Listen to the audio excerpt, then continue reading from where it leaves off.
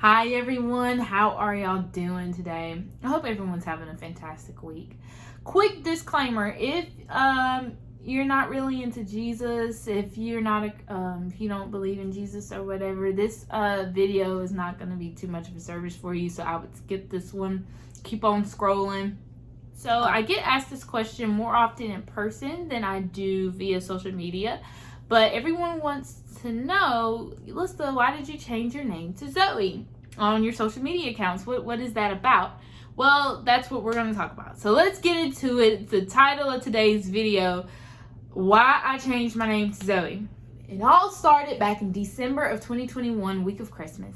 I got sick for 3 days with some mystery virus. I tested negative for COVID. I tested negative for strep. Don't know what I had, but it was the sickest I had been in years.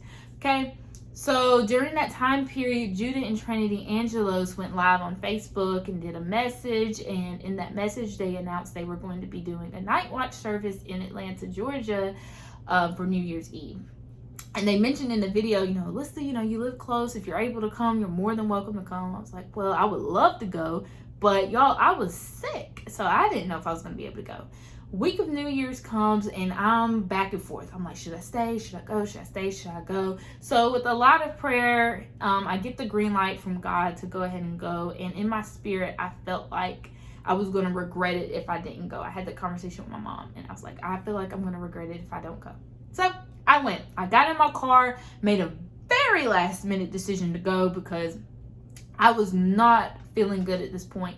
I had gotten better and then I kind of relapsed and got the sore throat again and my lymph nodes were swollen. It was not good. But nonetheless, with that sore throat, I got in my car with hardly no money at the time because I didn't plan ahead for this trip.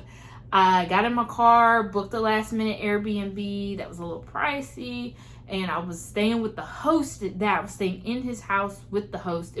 That was an experience, but I can talk about that in at a later date. But I get in my car, I go. I had a little trouble finding food because it was New Year's Eve, and I was like, I need to get something to eat now while I'm out on the road before I get in Atlanta and have to try to search for food, and everything's going to be closing. Nonetheless, I was able to get some food and got on to Atlanta. After going through some sketchy parts, I was able to find the Airbnb, which actually wound up being really nice.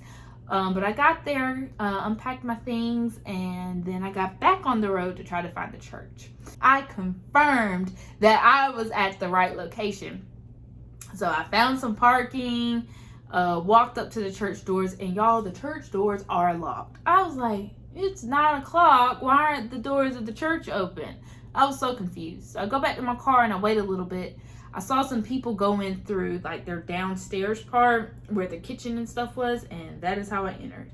Now, if you're from the South, you know that you really don't just walk up in a church's kitchen. That's not your home church. You don't really do that. But I did it because I had to get in. And y'all, the people there, they weren't mad at me. They were so nice. They were so kind. They were the friendliest people I had ever met, and it made that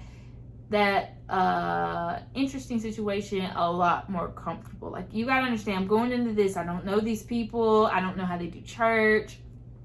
This was something new for me. I didn't know what to expect going into this. I went into it with a really open mind, and they made me feel like I was at home. I was a lot more comfortable when I met these people. So let's talk about what happens after during and after the service. So Judah gets up, he does his service, he prophesies over people. Then the hosting apostle, the hosting minister gets up and does a mini sermon. I was like, what? Why are you doing this? And so because of the mini sermon, we winded up not leaving until 3 o'clock, getting done until 3 o'clock, 3:15. I noticed that to me, and I could have been wrong, it just seemed like he wanted his time as well because that was his home church. It was his church. But he specifically said, there's somebody out here in pain, come up here and, let me pray for you and let's get rid of it, stuff like that. I was not budging. I knew that I was in so much pain from my throat and my swollen lymph nodes. I was not going up there. I was just a little skeptical of it. Something in my spirit was not vibing right with him. And I can't explain to you what it is. I'm not going to say anything negative about him, but just something in me just wasn't vibing right. There was me and there was these 3 ladies behind me that actually wound up being from Birmingham, and they were so sweet, but they were there for Judah. They knew Judah. And one of them wound up going up, and he prayed over her, and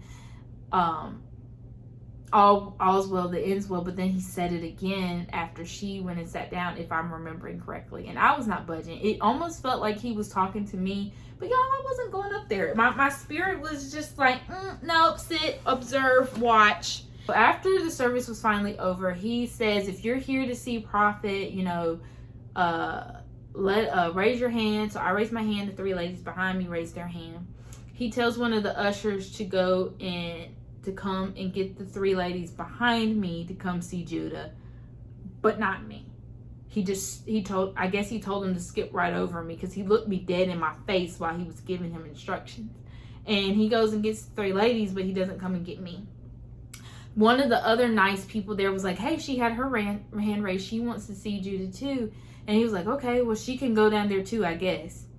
At this point, I was really looking skeptical, like, why are you acting like this? But then he opens it up to everyone.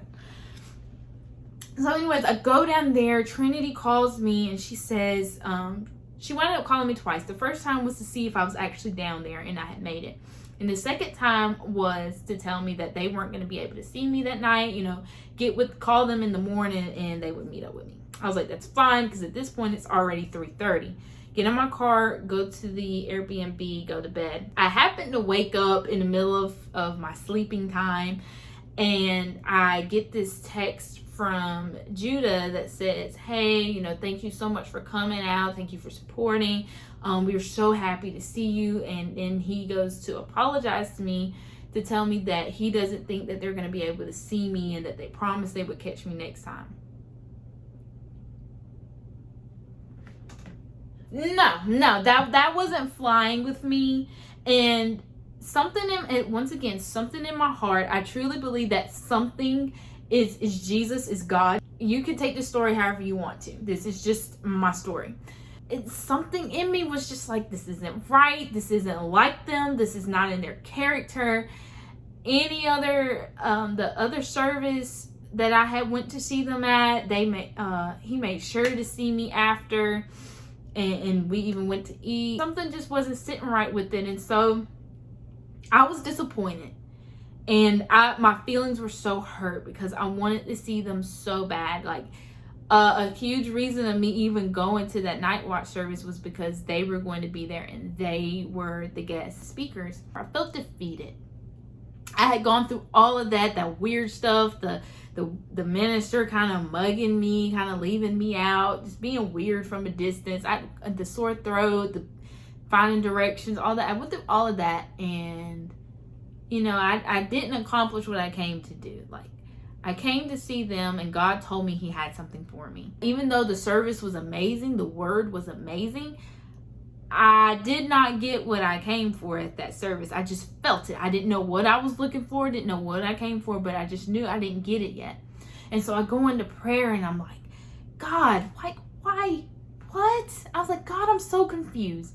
What is going on here? I said, God, there are some things going on here that I can't see, but I know you can see them. I know you can see what I can't see. I know you are hearing what I'm not hearing. God, please show me what is going on. And if it's not your will for me to know what's going on, God, please work it out to where I can at least give them a hug, tell them I love them, get to see them before they go back to the West Coast. And I'm going back and forth with God, and I'm just like, God, this isn't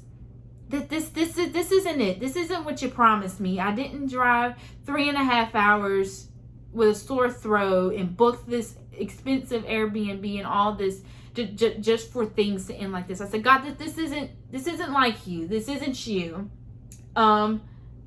Yeah, God, but we're gonna have to go back to the drawing board on this one. I'm just talking with God, and basically I'm just like, God, this ain't it. This ain't what I came up here for. I know you're not gonna leave me hanging like this. Quite honestly, with all due respect, Jesus, I'm not gonna stop bugging you until I'm not left hanging. I'm not being disrespectful or anything of that nature, but I'm just like, Jesus, I came up here for something, and you and I are finna get it. You promised me something, and you promised us in your word that you don't go back on your promises. So I'm gonna need what you promised me. I'm gonna need what you owe me. I have this prayer with God, and I just go to praying, and I'm like, Lord, whatever it is that's blocking me, whatever this is that's standing in my way, whatever this is that's serving as an obstacle, I ask for you to break it. I ask for you to remove it in your precious name. I was so proud of myself because I had so much faith that God was going to do this, that I even booked another night. I didn't care how long it took. I was not going home until I saw Trinity and Judah's face and gave them a hug, told them I love them, and left. Even if it was only 2 to 5 minutes, I was cool with that. I came up there for a reason, and I was going to accomplish what I came for. And God had to give me what he owed me. It was simple. He promised me, and he wasn't going to go back on that promise. And you're going to hear why I keep reverting back to that in a little bit. So I get a text from Judah, and he's like, hey, we might be able to actually do it. Just give me a little time. Let me try to figure out what's going on. And I'm like, okay. So I'm just chilling. I'm waiting. I'm like, gosh, I got to find something for this sore throat. Like, I'm just kind of doing my own little thing while I wait. So I get in my car, and Trinity calls me. And while we're on the phone, she's telling me that she was so happy to see me. And we talked about the service and some things like that. And then Judah's like, hey, meet us at this address. And she was like, oh, I think Judah just sent you the address. I was like, yes, it just came in.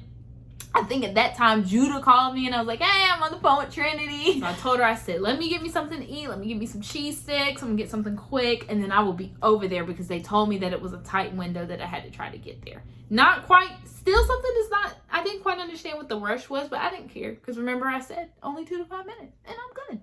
So I went and got my cheese sticks. Tell me why Sonic took 25 minutes to give me cheese sticks and a water. Nonetheless, I eventually got my lunch, and I hit the road, got out there. Now, this is where things started to get a little interesting. So I'd gone through all of that to get there. And I know for some of y'all, it might be like, girl, that ain't a lot. You act like it's so much this, that, and the next. But in the moment, my feelings were so hurt, and I was so sad and defeated. I just wanted to go home. I wanted to give up, and I wanted to go home. And my spirit would not let me rest at all. So that's why I said this is part of my testimony. Anyways, moving on. So I get there, and I'm given this address. I can't find this address anywhere. It doesn't exist. And so I called Trinity. I'm like, hey. She's like, are you here yet? Are you here yet? I'm like, yeah, I'm here, but I can't find the house. I don't see the house with this address on it. Trinity and Judah were like, what do you mean? I said, I don't know. I said, at first it was taking me to this white house, but I don't see, really anything here. And so I'm going around, and I'm like, I don't see what we're looking for. And so then they tell me to park at the clubhouse, and they were going to meet me at the clubhouse that this neighborhood had, this subdivision had. So I go and wait on them at the subdivision, and eventually I see Judah, I see Trinity, and I see that hosting apostle come. And guys, this man had on like this all white kind of suit. Comes up, and he's walking like this. Like he has his hands together, and he has on this all white robe kind of thing. And he's walking like this. And I was a little confused, but I didn't think nothing of it. I'm like, okay, those are his lounge clothes. And the man looks at me, and he looks me up and down. He says something to Judah, and he looks at me again. He turns around and walks away. And at that point, I was just like, you know what? Screw you. Here they are. I get to see them. I get to hug them. Go on about where you're going. I see in their face that they're troubled. Like, I see that something is bothering them. And I wasn't going to ask any questions, because I'm not trying to get in nobody's business. I don't know what, their personal lives consist. I didn't know what was going on. Remember that. And Judah tells me, he says, it just bothers me so bad, because when we were walking here, I asked him to pray for you, and he refused. I asked him, I said, I would, she's a daughter to me. She's a little sister to me. She's so important to me. We love her to death. It would be an honor for you to come pray over her and pray for her with us. And the man looked at him and said, no. He refused to pray for me, pray over me. Now let's rewind back to the service the night before when he was talking about, like, come up here if if you're in pain and this, that, and the next. I did it, and then he started giving me the nasty looks. You remember that? Y'all, during that time, I was praying, and I was saying, God, if you don't want him praying over me, cover me in your blood and do not let this man pray for me. And that is kind of how it played out the next day, on New Year's Day. It hurt Judah and it hurt Trinity, because even they weren't understanding it. I wasn't understanding it. It did hurt my feelings to an extent, because I was like, dang, dude, like, I don't even know you. I know nothing about you, and you don't like me. But like I told y'all, I didn't care. I got to see my big brother and my big sister. I was like, so bye-bye. We go pray, and he was like, I have limited time. He's not comfortable letting you come over to his house. Like, at one point he was gonna let me come to the house, I think, and then he said I couldn't come to the house. And it was just really weird. They said they didn't understand it. I kind of understand it. You don't want just any and everybody coming in your house. I get that. As we go pray, and he says, you really took in that word last night. In the word, he says, you really took to heart the part where I talked about Jacob, and Jacob wrestling with God. And because he wrestled with God and he didn't give up, and he told God, I have to get what you promised me. God gave him a new name, and his new name was Israel. He said the whole message resonated with you, but that is the part that you took and you applied to what has happened here. All these things came in the way, we thought we weren't going to be able to see you. You thought you were going to have to go home without seeing us, but you didn't give up on us. He said you didn't get mad at us. You didn't let that stand in the way of us. You didn't let that, stop you from coming to see me in Trinity. And God sees that, and God is pleased with that. God is saying that you wrestled with him and that you came to get what is yours. So because of that, he is changing your name. He's giving you a new name. And he said, what I'm seeing in the spirit is Z-O-E. And Trinity says Z-O-E. He was like, yes, Z-O-E, Z-O-E, Zoe. He just kept saying it over and over again, spelling it out, saying it over and over again. And Trinity said, is it Zoe, like with a Y? Is it Z-O-E-Y? He was like, no, it's Z-O-E, Zoe. He proceeded to tell me, when you introduce yourself as Zoe. From here on out, introduce yourself as Zoe. He said, when we leave today and you get in your car, change your name to Zoe on your social media accounts. He was like, you don't have to completely take your name off. He's like, you just add it to your name if you want to. He was like, however you want. He was like, you can put it at the end, you put it at the beginning, you put it in the middle. He's like, however you want to do it, just make sure it's there. He's like, when you get some time, you can look it up. You can look it up and see what it means. And he just smiled. And I remember sitting there blinking, this is God, this is what you had for me? You had a name change? You had a name change? And then I kind of started thinking oh gosh, what are people going to think about this? What am I going to hear about this? Oh my goodness. But I had to push those thoughts to the side, because I had made up in my mind, even before the new year started, that I was going to do everything I could to live wholeheartedly for God. Am I perfect? Absolutely not. But I am trying to live my best for Christ. And that means not being worried about what others have to say or what others think about my walk with him. And this was part of it. I said, all right, God, you tested me on the first day of 2022. Let's do this. Let's do it. I said, God, you're testing me already, and that's okay. Because I know what tests mean to you, and I know what tests mean in the spirit. So God, all I ask is that you give me the strength and the wisdom to pass the test.